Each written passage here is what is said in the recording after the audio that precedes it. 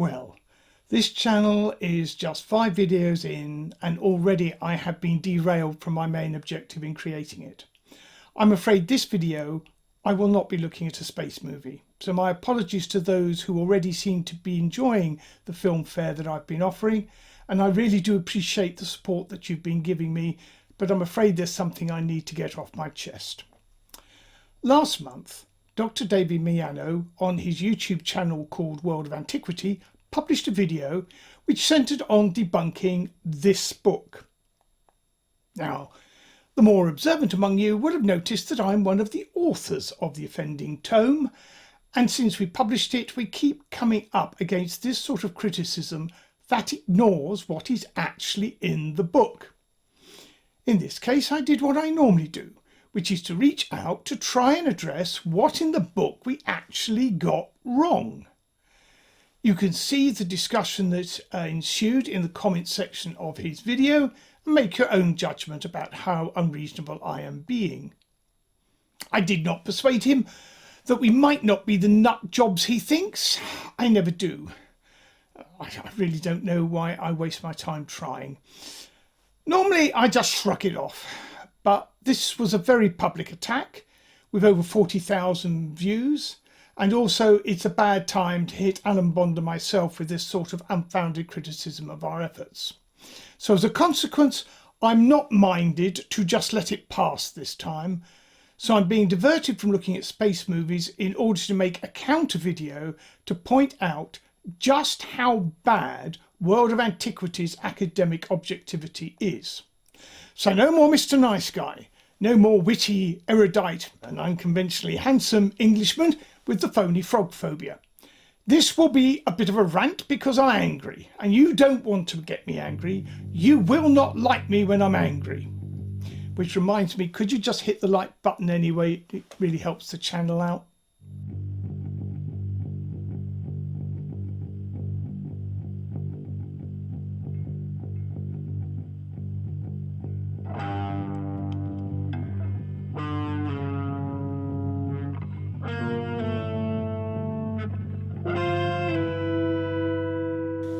Greetings and felicitations. I'm Mark Hempsel, and in this video I shall be in the persona of an ex-academic whose honour has been impugned by the YouTuber Dr. Dave Miano on his channel World of Antiquity. Our story starts in the later 1990s with Alan Bond, who is a genius polymath and has been a lifetime friend, who it has been both a pleasure and a privilege to know. Anyway, Alan had got interested in the landslide in the Austrian Alps at a place called Coffels. It was listed in the British Museum's catalogue of meteorites as a possible impact site. And given it was 5 kilometres in diameter, this would mean it would have had to have been an asteroid-sized object. And it would have to have impacted when humans were around to see it. Interesting, eh? Well, Alan thought it worth investigating as a hobby project. That is, the work would be done part-time, spare time, just a way to divert the mind from the pressures of the day job. Alan knew that I enjoyed this sort of hobby project as much as he did, and further, my research at the university at the time was looking at global catastrophe events. So, he asked if I would be interested in joining him, and of course I said yes, please. Although I did not think at that time that we would achieve anything very much that would be of any value, but it would be fun and worth a few good nights down the pub. After a few years of thinking on it, Alan came across the tablet at the British Museum called the Planisphere. He'd already been playing with Mesopotamian astronomy records, and something about it just clicked with him, and he thought it might have something to do with the Coffels impact. By then we had, well, a lot of speculative hypotheses, mostly from Alan, and most of which I thought were rubbish, but which in fact proved good enough to give us the context which enabled us to make sense of this object, and after a lot of work we felt that we'd cracked it. Anyway, after a decade of tinkering, our conclusion was that the tablet was a copy of the night notebook of a Sumerian astronomer recording the kilometre diameter asteroid that went on to hit Coffels. The observation is so accurate that we can not only date it to the 29th of June 3123 BCE, but we know the time to plus and minus 10 minutes. Further, the trajectory that is shown on the tablet is recorded to better than a degree precision. So not only do we know that it hit Cofels, but we can also understand all the unique features at the impact site. And as a cherry on top of this lovely trifle, we can track the orbit back and find that it is an Aten-class asteroid whose orbit was resonant with the Earth. That is, over time, the Earth had been altering the asteroid's orbit until an impact was inevitable. Now, this may sound literally incredible, that is, beyond credible. And it struck us that way too, but with each new piece of the puzzle we looked at, they fitted so well that we were forced to conclude that we had it right. Now, these conclusions were so certain and so important that I pretty much insisted that we should make the results public, which is not Alan's normal practice with his hobby projects. A habit, I have to say, that's very frustrating to those of us who know what he's sitting on. But with the effort and end reception that was resulting in this work, to some extent I can understand his reluctance to go public. Anyway, that is the potted history of how we came to publish this book. After taking a lot of advice, particularly from the Archaeology Department of Bristol, we stripped the book down to just what the tablet tells us and the most important direct evidence confirming it. I still think this was good advice. Although we know an awful lot more, this other evidence requires the understanding of the event to understand what that evidence is telling you. So this additional material does not directly prove the event happened, and so would confuse the underlying strength of the proof that we did have. So, 16 years later, what does this YouTube expert on antiquity have to say about our little monograph? In 2008, Alan Bond, a mechanical engineer, and Mark Hempsell, an aeronautical engineer, published a Sumerian observation of the Kefels impact event. This was not an academic paper. They bypassed the peer review process and went right to the public with a self-published book. Well, we're 10 seconds in, and we're not off to a good start. Well, he got the publication date right, and Alan does indeed have a degree in mechanical engineering. But I am not an aeronautical engineer. A fact that is very easily determined on Wikipedia or reading the back cover of the book. And trust me on this, you do not want me anywhere near the engineering of any aeroplane. And I notice that when people want to criticise us, we're engineers, and when they want to praise us, we're scientists. He then gets down to denigrating the book by saying it's not an academic work and that it was self-published. Well, the technical term is a commissioned publication, which is when someone other than the publisher takes the financial risk, and normally it's the author. As we can see from this list of other commissioned publications, it automatically means that the book is worthless dross. But it does not mean that the publication is amateur. Alcuin Academics is a professional publication house, and the book went through the same quality processes as any other book. And it is an academic work that is written with the detail needed for fellow academics to assess and to use our results without any compromise for the general reader. And the reason it was a commissioned publication is precisely because we were not willing to compromise its academic standards. It meant that publication houses who were quite happy and interested in publishing a popular book did not feel that they would make enough money from an academic work and would not accept it. Now, the problems with publishing large multidisciplinary work are explained in the preface, and one Amazon reviewer certainly appreciated this discussion. Now, if after reading the preface you think we did something wrong, okay, fine. but I have trouble accepting the opinion that we were avoiding academic scrutiny either because we didn't understand it or because we didn't think the work would pass it from someone who has not read this preface. Now, let's be clear. Pre-publication peer review is not some sort of religious process which makes the work divinely correct. It is simply a way to improve the quality of academic work in private to reduce the risk of embarrassment to authors, the journal and its editor. Now, there's nothing stopping post-publication peer review, and you're free to do that. But I would point out that you do have to actually read the damn book to review it.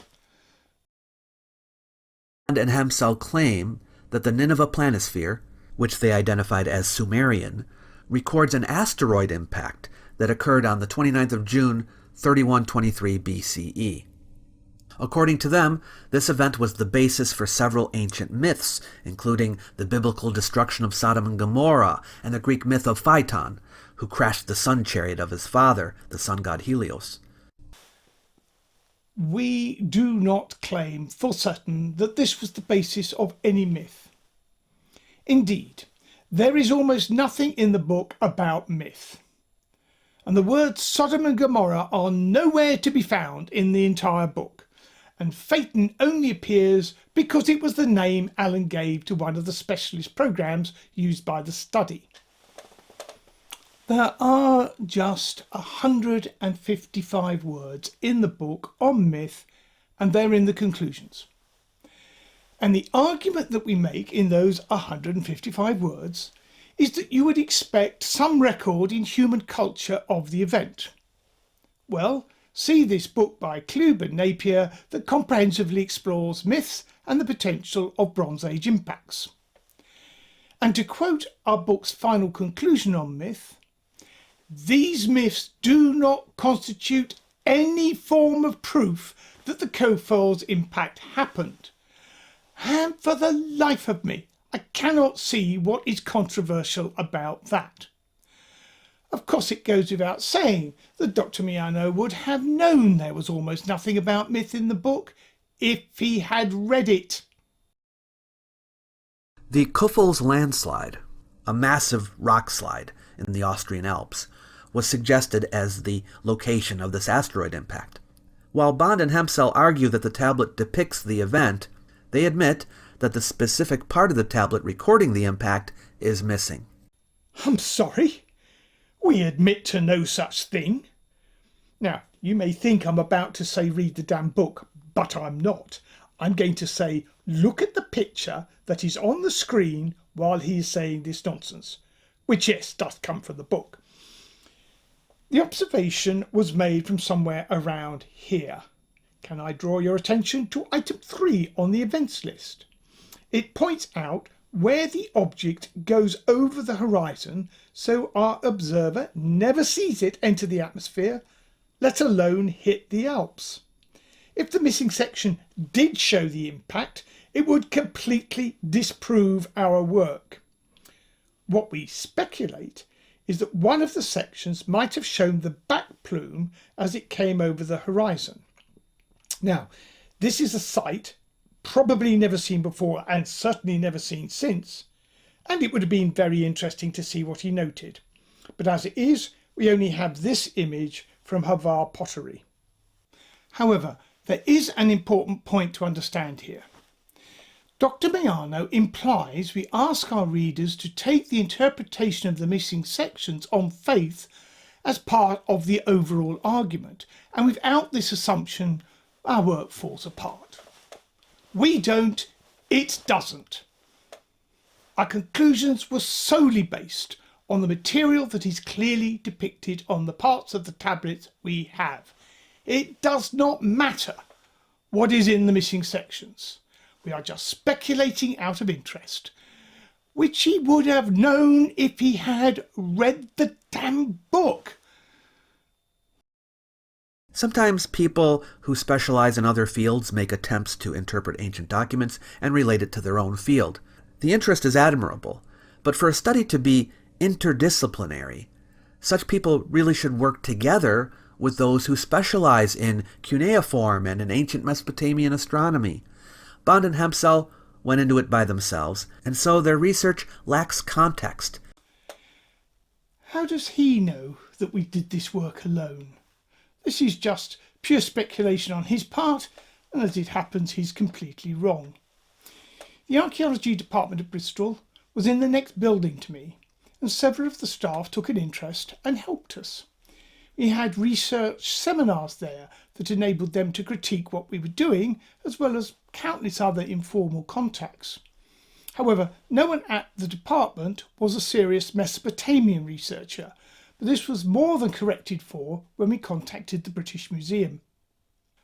Our contact at the museum was an expert in Mesopotamian astronomy in the Bronze Age and classical times.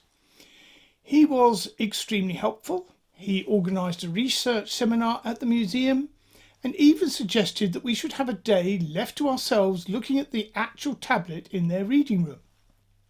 See, something we wouldn't have dared ask for. The hand holding the tablet in the photo Dr. Mayano is showing you on the screen here is my hand. The photo was taken on that day. We also had contact with many other institutions, too numerous to mention here. There were a couple of further research seminars, but mostly they were just sanity checks on conclusions that we were drawing from other people's work.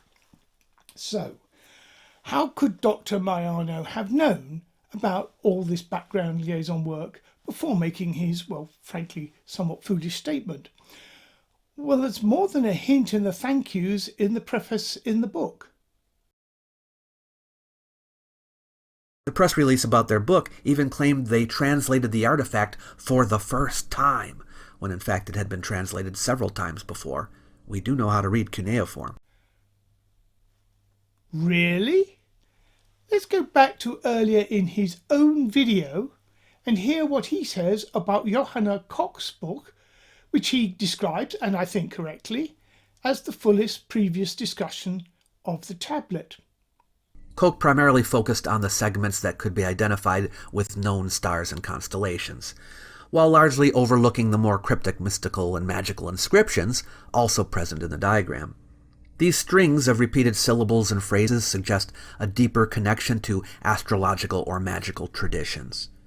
But further study is required to fully understand how this text relates to the Mu'apin and other celestial literature.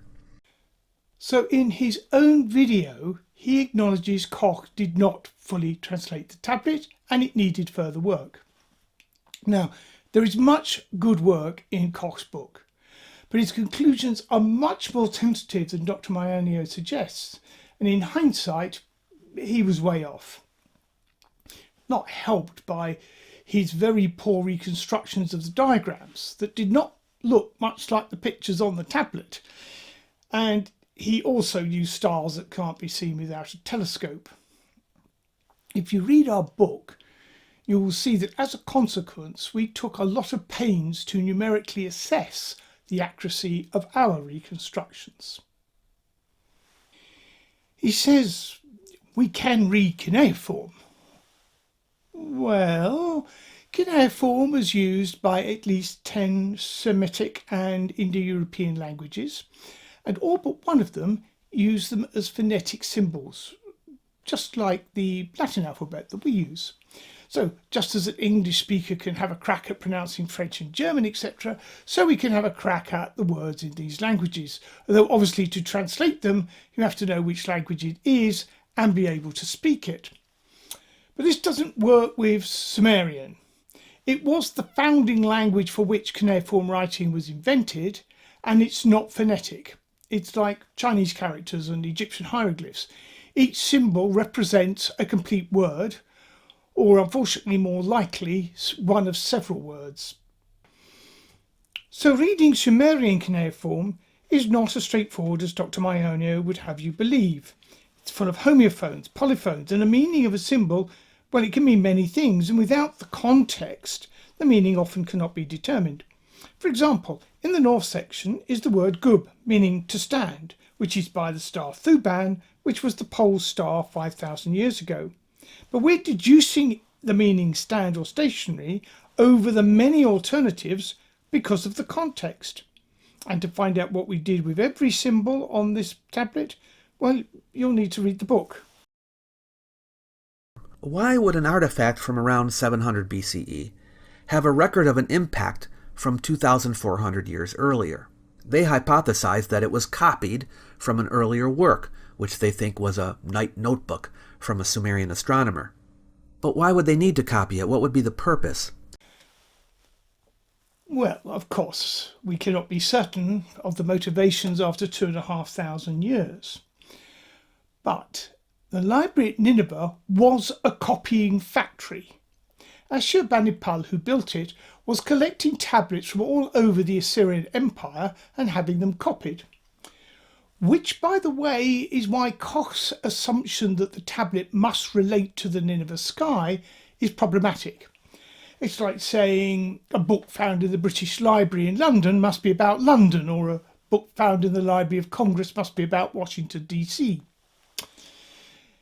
Anyway, while necessarily speculative, I would have thought the hypothesis in the book about why it was copied may be worth consideration. But of course, to find that, you would have to read the damn book. The problem is that although many Mesopotamian star names are Sumerian, and this indicates at least an interest in astronomy in the Sumerian period, there are no known astronomical texts from Sumer. Our first evidence of actual knowledge that astronomical phenomena are periodic and of the use of mathematics in application to the stars is from the Old Babylonian period, which is more than a millennium after Bond and Hempsall want to place the original star map. While the facts here are uncontestable, the conclusion that he draws falls into the absence of evidence is not evidence of absence problem. If you look at the video comments exchange, you will find his "Sumerians have no astronomy" position was his final unshakable opinion, which he saw as the unbeatable argument that we were wrong. But the planisphere aside, we have no direct evidence as to the level of Sumerian astronomy. But, to be fair, as he points out, Assyrian astronomical terms are pure Sumerian. So just as our terms in English are Latin and Arabic, it is reasonable to assume it's for the same reason, that Sumer was the source of later Mesopotamian astronomy, even if we do not have any direct evidence for it. As Dr. Mayano says, we have astronomical texts from the early Babylonian period, but only a very few. Most of the texts we have are from the Assyrian and Persian periods, with astronomy that is following this tradition fading away in the 1st century AD. The important point here is that even in the earliest text, what it shows is a considerable degree of observational skill and understanding. The progress we see over the period that we have text for is in the mathematical analysis of the observations in the vain attempt to improve the astrology, which is their main goal. But what is the history of how they reached this astronomical skill plateau? Dr. Mayano insists it was like this, or maybe like this. But it could just as well be this. We have no evidence outside of the planisphere to distinguish these alternatives. What we do have is good evidence for the state of Egyptian astronomy around 3000 BCE, right at the start of the Pharaonic period, and it is here. And I find it difficult to believe that the Egyptians are this good, while their neighbours in Sumer are astronomic muttonheads. So where does the planisphere fit in? Well, regardless of what it's recording, we can accurately identify the star patterns and also the location of the celestial equator, and as you can readily see, it is where it should be 5,000 years ago in the Sumerian period, and not where it was 2,500 years ago in the Assyrian period, which is when the copy was made. It is clear the tablet is very accurately recording a Sumerian sky, and someone had to be there and have the means and expertise to record it. This is something that cannot be recreated without computers and very sophisticated astronomical software. A major issue with their argument is the wrong chronology. Radiocarbon dating of wood buried by the landslide places the event around 9,800 years, plus or minus 100 years, before present. about 4,000 years before the date proposed by Bond and Hempsel. So let's just look at the site dating. The first scientific dating was by Storza et al. And was published in 1971. The method was to look at the samples of glassy material and count the tracks made by alpha particles created by the decay of radioactive elements, which happens after the glass has formed. So the more tracks, the older the glass. The paper warns that this site is rather younger than optimal for this technique, but if we look at the first result, which is from a sheet of glassy material, it has a high error range, but it is consistent with the 3123 BCE date. A second sample of smaller beads of glass within the unique Kofelsite rock gave a much older date, around 8,000 years old. But the error bars are so large that there is a significant probability the event still hasn't happened and it will happen sometime in the future. I think in normal circumstances it would have just been dismissed. But because they had an unpublished radiocarbon date, which was done more than a decade earlier, of 8,710 years old, they assumed this crappy date was the correct one and speculated on some re-annealing activity or something which otherwise was by far their best result. Now the second dating study is from Kubik et al. And is more recent indeed. I think they're still working on this. They looked at the ratio of different types of aluminium and beryllium in the rock. This ratio changes on any surface that's exposed to cosmic rays, allowing the rock's surface to be dated. Their samples divided into eastern ones, which were for the top of the landslide and which gave values around 9,000 years old, and from the west, which was the surface that was exposed after the landslide fell, which their paper concluded gave a result of 7,600 years old. Both dates were then judged consistent with a set of unpublished radiocarbon dates of 9,800 years. But this western result was after a number of samples giving younger dates were removed from the assessment. If you put them back in, then the result is more like 7,000 years old. And that's not compatible with the radiocarbon date. Because of the multiple dates, this is where the idea of multiple landslides was eventually proposed.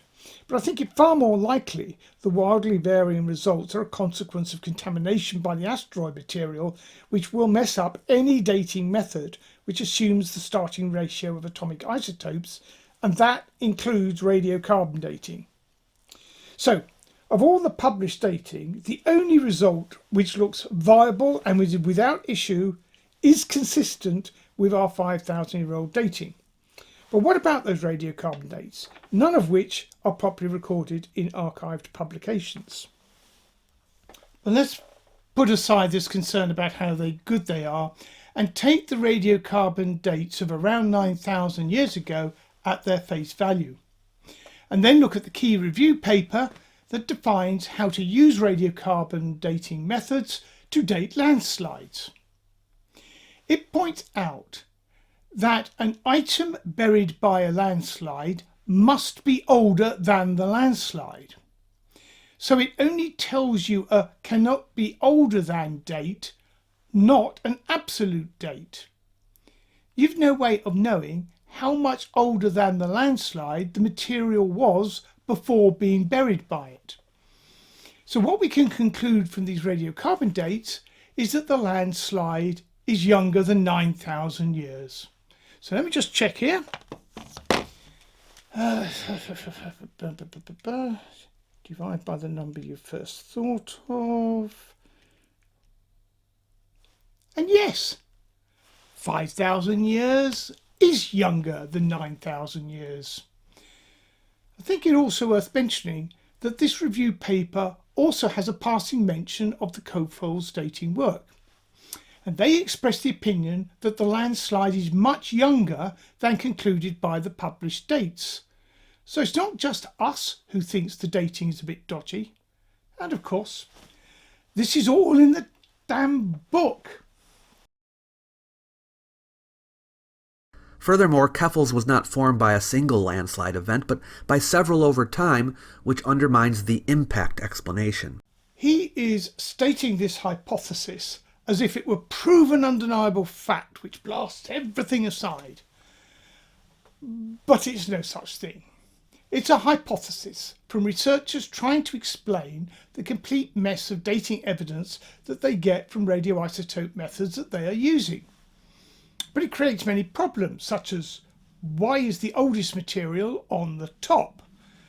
And how do the unique features of the landslide that are due to its extraordinary size now formed if it's just several smaller normal landslides? Now, another hypothesis to explain this confusion of dating results would be that the site is heavily contaminated with aluminium and beryllium from the asteroid that's been cooking in open space for 4.5 billion years. Now, what good science would do is devise experiments to distinguish between those two hypotheses. And as I shall come on to later, what evidence we do have now, I would argue, does rather tend to the Big Boom asteroid. Anyway, so what is next? Even more detrimental to their proposal is the lack of evidence for an impact at the Keffel site. What we see instead is a massive landslide formation around 0.5 kilometer thick and 5 kilometers in diameter. In the mid-20th century, some geologists proposed an impact hypothesis to explain the glass found at the site, suggesting it might have been formed by an asteroid impact. Geologists today, however, argue that the glass was created when rocks melted during the landslide. Dear oh dear. This is a complete misrepresentation of those papers, which I've got to say I suspect he has not read. They did things very differently back then.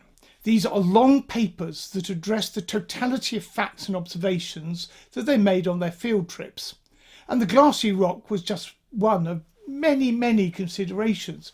For example, they wanted to explain rocks that are the size of small houses that have been lifted to the top of the ridge way above the landslide. And there is rock that is pulverized to a fine powder, and so on and so on. Now, all these facts are still there and they still need explanation. And these pre-war geologists argued that it spoke to a very massive explosive event. As volcanism can be ruled out, they concluded that it had to be due to an impact event. And the logic of their overall arguments still hold water, even if the glassy rock now has an alternative and better explanation. What we're seeing here is how science has changed. These days you need to produce a focused 5,000 word paper to get into a peer-reviewed journal. And the problem is you cannot consider a wide range of factors in such papers. So people end up drawing broad conclusions on the single very focused result of their work. And these conclusions do not necessarily fit the complete range of factors that require explaining. As we can see with the pulverized rock here, it's not mentioned in later papers, but it's still there. There is no impact crater. Bond and Hemsel attribute this to the asteroid's unusually shallow angle of approach, around 6 degrees, which they argue caused the asteroid to clip the top of Gamskogel Mountain, leading to the catastrophic landslide without leaving a crater. However, this explanation is problematic. No planar deformation features, PDFs, have been found in the quartz at Kuffels, features that are typically created by high-pressure impacts. Well, actually 6 degrees is not that unusual. It's the ones coming in directly from above that artists so often like to depict that are the vanishingly rare. We've all seen shooting stars. Have you ever seen one directly overhead coming straight for you? But the most shocking mistake here is the discussion of the deformed quartz. If he had actually read the book, he would have found the calculations of the ground pressure created by the impact of the gas ball, with a result of 1.5 gigapascals. This is an order of magnitude below the 50 gigapascals required to deform the quartz in rock. So the book predicts no shocked quartz, and people don't find it. Well, not the right type. What's the point here? For an asteroid impact to cause such an event, the physics would dictate that it leaves significant evidence, a large crater, an ejecta blanket, and widespread fracturing.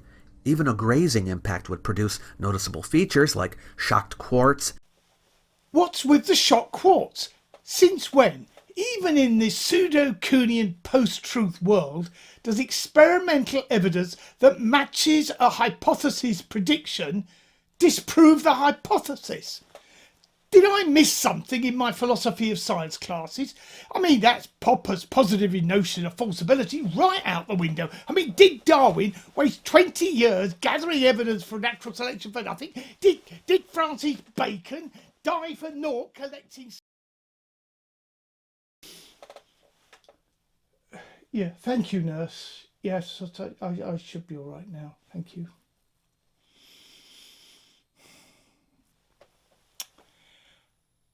And while we're at it, the cratering argument that he uses is, I'm looking for the technical term. Oh yes, complete bollocks. Almost nothing that hits the Earth makes a crater.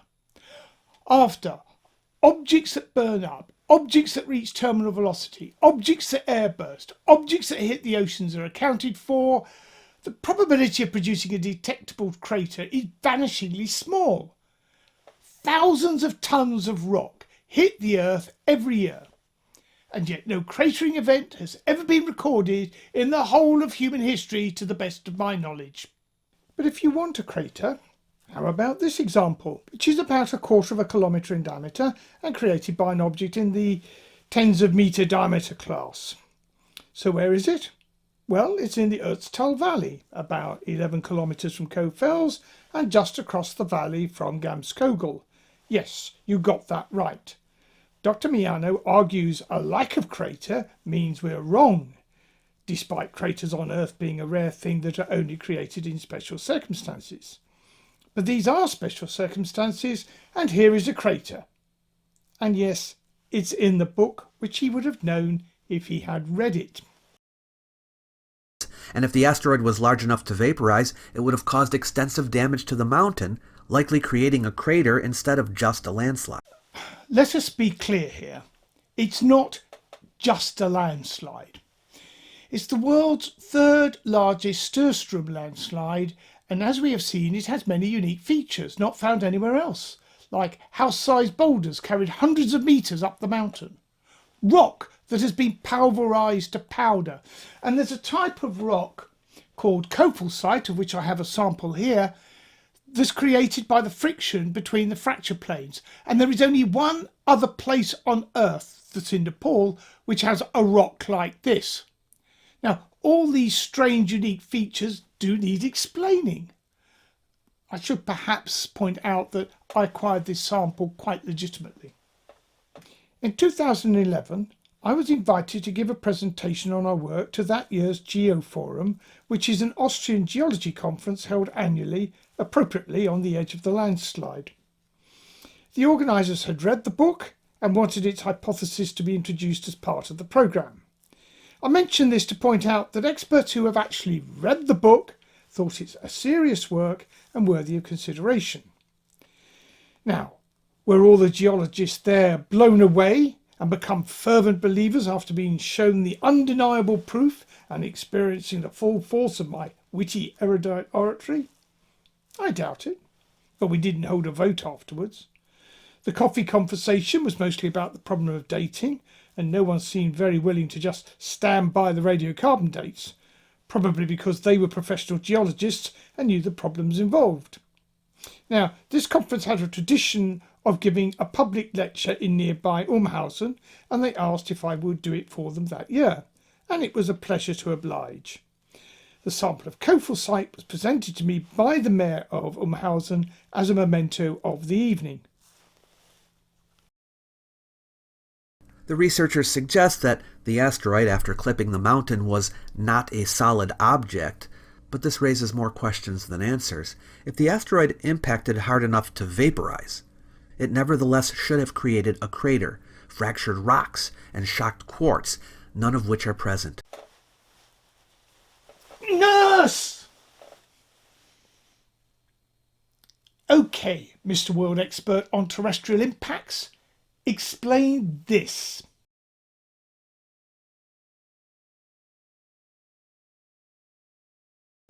Breaking up the impactor into smaller fragments wouldn't prevent these effects. It would simply result in multiple smaller impacts, still releasing the same amount of energy. It does not in fact break up into small objects. It breaks down to the molecule, even atom level, as a cloud of gas and plasma.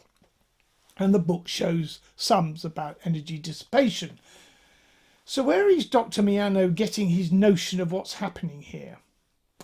Could it be Hollywood? Well, this is Deep Impact, which is probably the best Hollywood has done, and I would give it 6 out of 10. It falls well short in the actual intensity and destruction that the shockwave causes along the path, and it forgot about the back plume. And of course, it's not showing an airburst. If a re-entering body can establish a bow shock off the body, the kinetic energy is lost by heating the air into a plasma and not heating the body. And this is what we design into spacecraft that we want to return to Earth. If the bow shock breaks down, then the energy heats the body, not the air. And this happens very suddenly, leading to an explosion or an airburst. Now, in the case of this object, it was actually doing rather well. And it would have reached the ground but for clipping Gamskogel, which breaks down the bow shock, and the object now becomes a mix of gas and plasma and expands from 1 kilometre to 5 kilometres in diameter in 0.8 of a second. Now, that's an explosion. It's just that it is an explosion that's travelling at over 10 kilometres a second.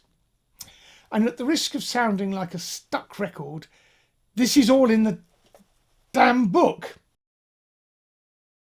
Or abnormal levels of elements and isotopes linked to meteoroids are all absent. How does he know they're absent? Who's looked and published the results? It's not a matter of any old spotty Herbert going up there looking at a rock and saying, oh yeah, this is contaminated. It requires serious and expensive analysis from an expert geological team. So for someone competent to do this work requires, well, the serious effort, and for that they're going to need a research grant in the order of hundreds of thousands of pounds, dollars, euros, pick your currency. And how do they justify this? Do they say, we want to spend your grant money on this nutty pseudoscience book that's not accepted by science? In short, the more videos like this reinforcing the perception of our work, the less likely any serious science will follow, such as looking for site contamination. And even if you do further work, the paper you produce is then likely to be rejected at the peer review stage just because of the association with the book. It's a Kuhnian paradigm in action.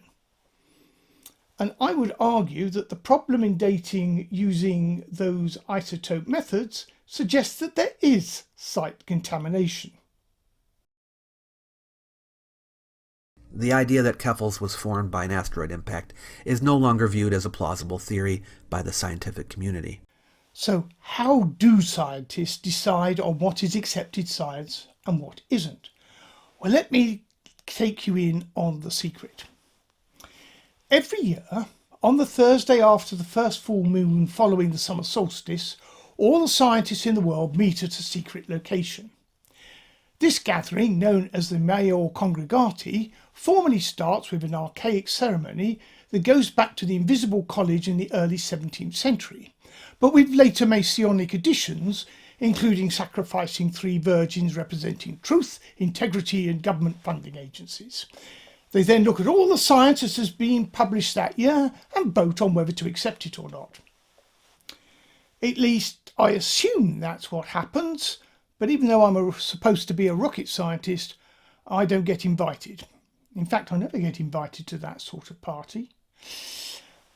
The boring alternative is that it means that the person saying it does not accept it and he's discussed it over coffee with a colleague and maybe with a few people at a conference and he's not seen it referenced much, so in his or her judgment other scientists share their view.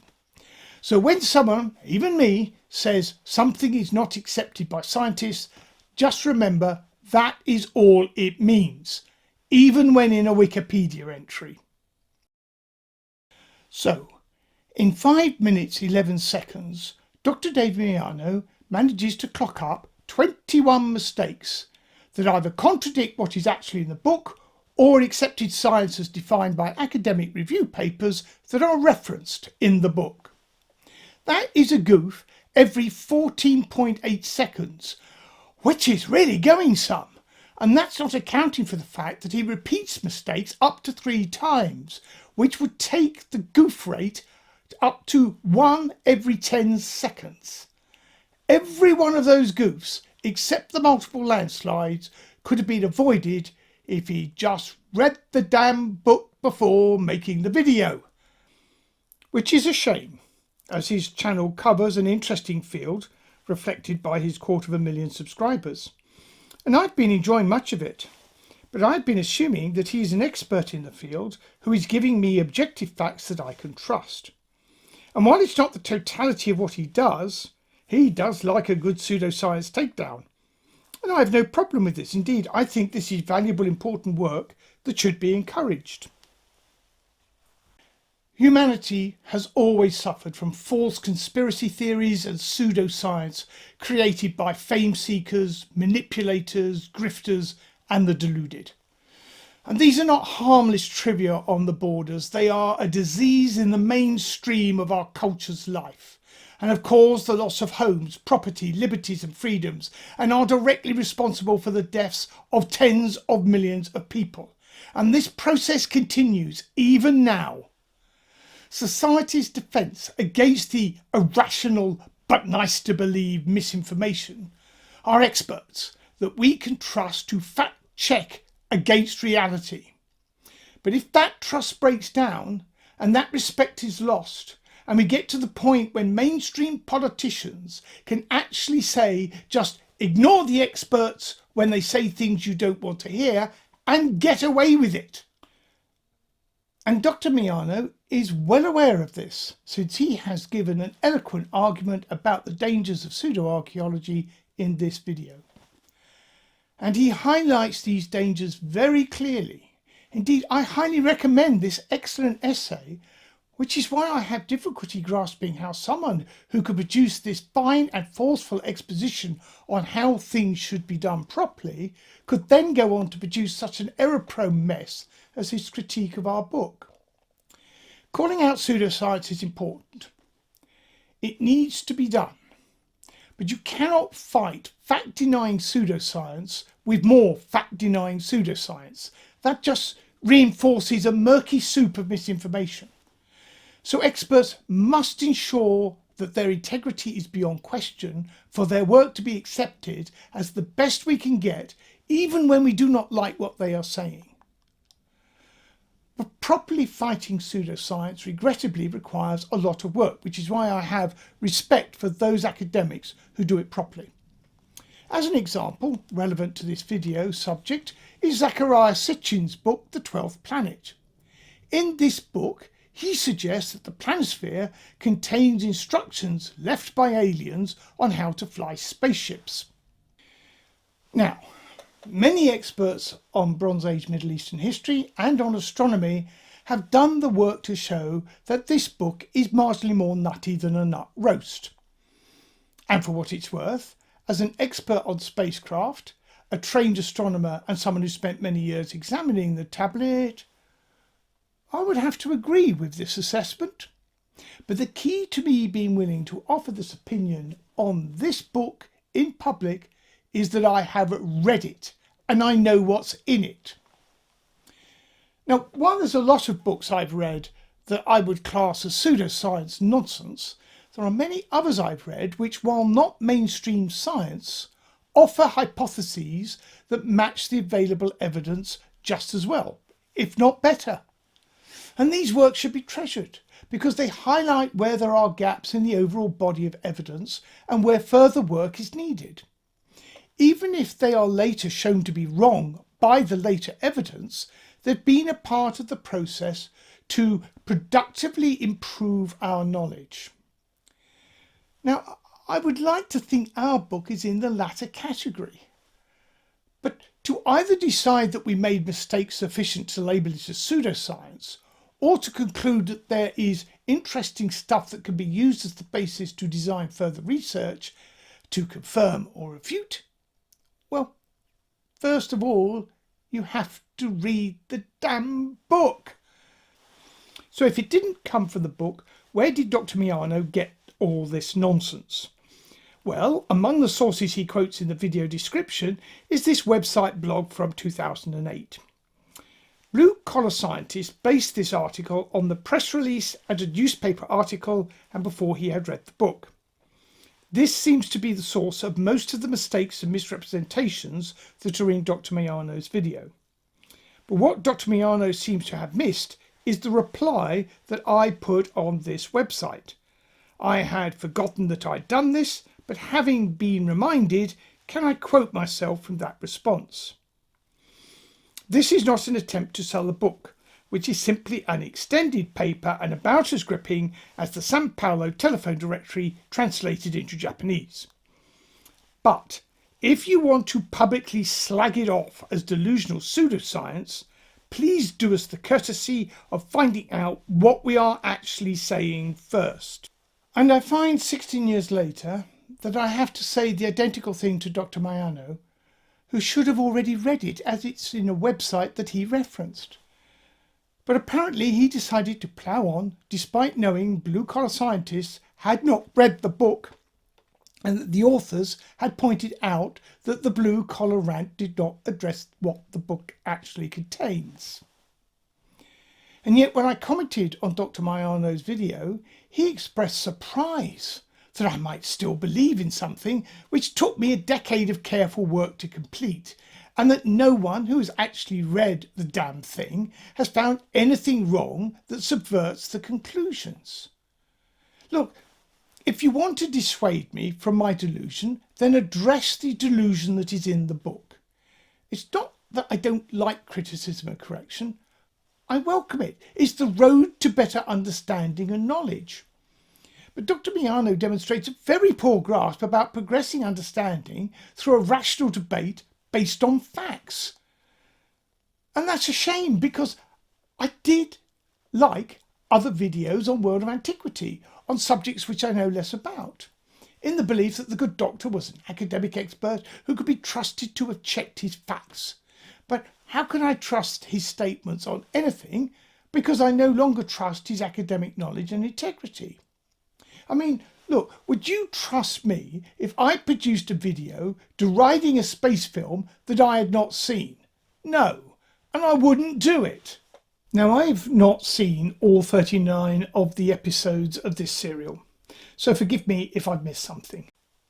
Okay, well, maybe I will do a bit when it comes to long serials, but you will know when I've not seen something because I would have told you, and any conclusions that I draw will take into account my lack of knowledge. Is integrity important? Yes, of course it is. Throughout history, mankind is being bedevilled with false rumours, conspiracy theories and pseudoscience. And this is not some benign disease that does not impact society. These lies, when they become embedded in the mindset of a population, have caused the greatest human-induced disasters in history. The only defence the body politic has against these dangers are experts who study subjects objectively and can establish as reliable a consensus as possible within human limitations and then relay that knowledge to a wider society. It's a very important thing to be doing, but it requires hard work to ensure the accuracy and integrity of the debunking.